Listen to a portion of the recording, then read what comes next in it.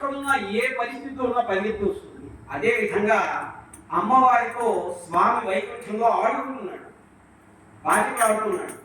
శృంగార రసంలో మునిగి ఉన్న స్వామి ఎప్పుడైతే నారాయణ అని పూర్తిగా సరెండర్ అయిపోయాడో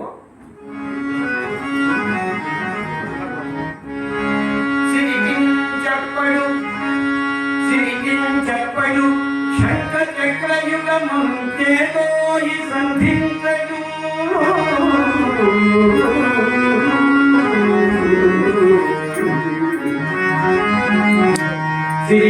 చెప్పడు శంఖ చక్రయుగమంతేదో ఈ సంధింపడు ఏ పరివారమును జీవడు అప్రగపతి వందింపడు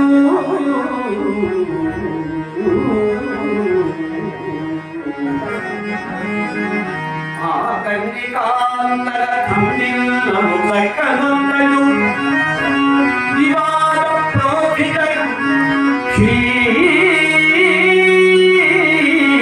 కుజోపరిచేలాంచలమైన వీడెడు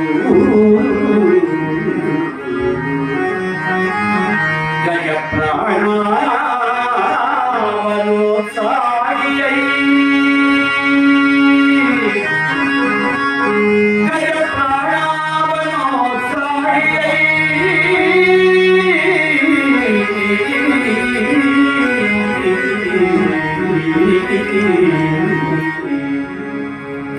శ్రీ అంటారు, శ్రీకి చెప్పాడు, అమ్మవారికి చెప్పలేదు.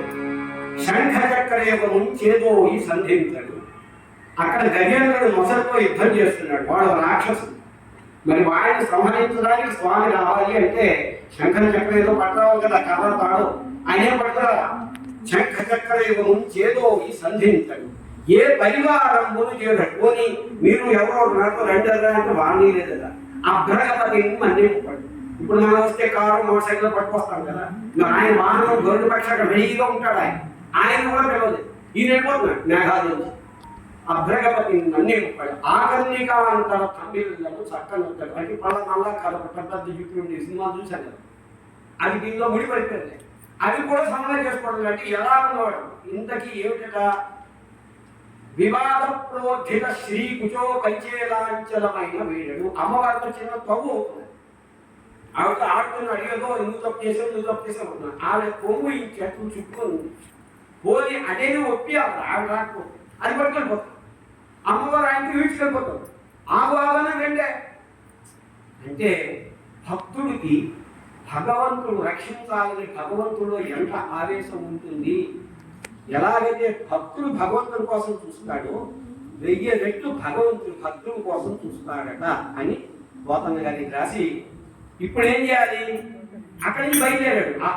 వైకుంఠం ఎలా ఉంటుంది రాయాలి. ఆయనకి తెలియదు వైకుంఠం ఎలా ఉంటుందో. అప్పుడు నదికి వెళ్ళి సంధ్యావందనం చేసి వచ్చేసరికి స్వామి పద్యం రాసి పెట్టేశాడు. మళ్ళా కంఠన తీసుకొని పిల్లలతో చెప్తున్నాడు, అమ్మాయి పద్యం రావట్లేదు ఏం చేయాలంటే, అదేంటన్నా ఇప్పుడే పద్యం రాసేవుగా ఈయన రూపంలో వచ్చి రాశాడు.